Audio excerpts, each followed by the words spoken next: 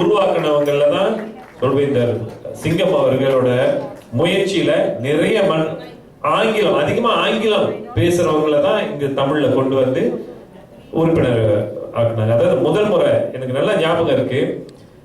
அவங்க பேர் வந்து என்னன்னு தெரியல, அந்த ஷர்மினின்னு வந்து ஷர்மினி அரியரட்னம். அவங்க முதல் முறைய ஒரு எங்க மன்றத்துக்கு வரும்பொழுது அப்ப வந்து முதல் கூட்டம் நடக்குது. அவங்க ஒரு உரையை மதிப்பீடு செய்யறாங்க.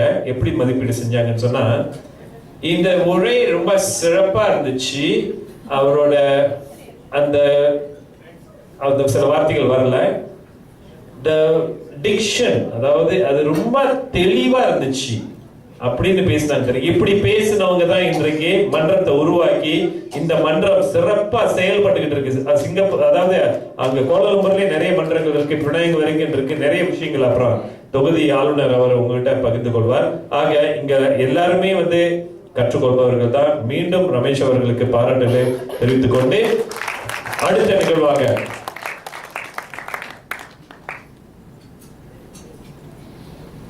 முக்கியமான ஒரு உரை.